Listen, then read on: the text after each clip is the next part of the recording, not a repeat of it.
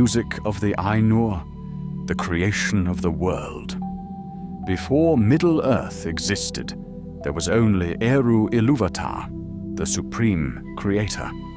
From his thoughts, he brought forth the Ainur, divine spirits who would shape the world.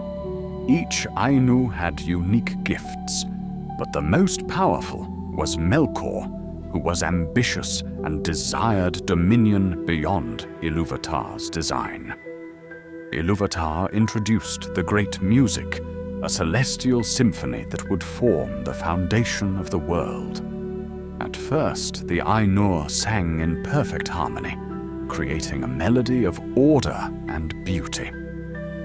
But Melkor, filled with pride and a desire for control, introduced his own themes, clashing against the harmony with discordant notes.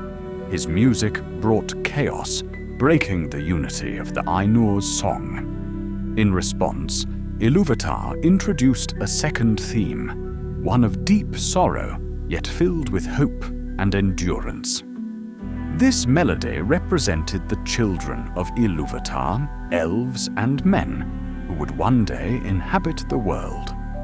Despite Melkor's interference, this theme did not break.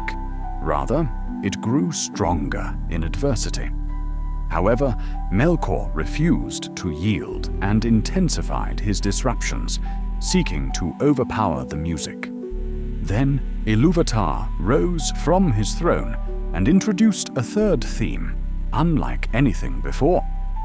It was majestic and serene, so vast that Melkor's chaotic noise became insignificant before it. This final melody wove even Melkor's discord into a greater harmony, proving that Ilúvatar's will was absolute. When the music ended, the Ainur stood in awe, realizing they had created something beyond themselves. The vision of Arda. Ilúvatar then revealed a vision of the world shaped by their song, Arda, the realm that would become Middle-earth. The Ainur saw its mountains, rivers, forests, and seas.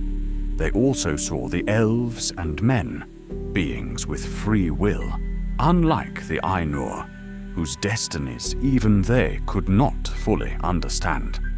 Melkor, however, envied this creation and desired to rule it. Ilúvatar then gave the world true existence, sending it beyond the timeless halls. Some Ainur, captivated by what they had made, chose to enter this new world. These became the Valar, the great guardians of Arda, and their lesser kin, the Maiar. Among them were Manwë, Lord of the Skies, and Ilúvatar's chosen ruler of Arda; Varda, Queen of the Stars, whose light Melkor feared; Aule, the smith, who shaped the land and later created the Dwarves; Ulmo, the solitary lord of the seas; Yavanna, the bringer of life, who nurtured plants and animals;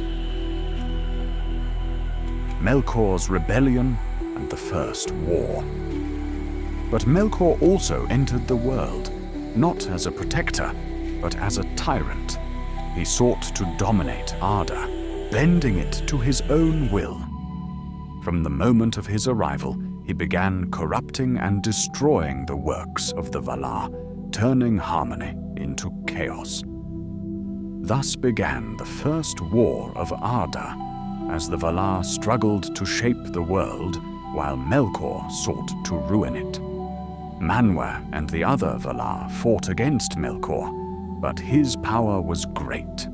The world itself trembled as mountains rose and seas boiled in their struggle. For a time, it seemed that Melkor might prevail. But the Valar did not give up, and through their combined strength, they drove him away into the darkness. The beginning of Middle-earth. Though Melkor was temporarily defeated, his influence remained. The world had been shaped, but it bore the scars of his interference. Strife, suffering, and evil had entered Arda, just as beauty and wonder had. Thus the great music had ended, but its echoes would remain forever in Middle-earth. The world had begun, and its story was about to unfold.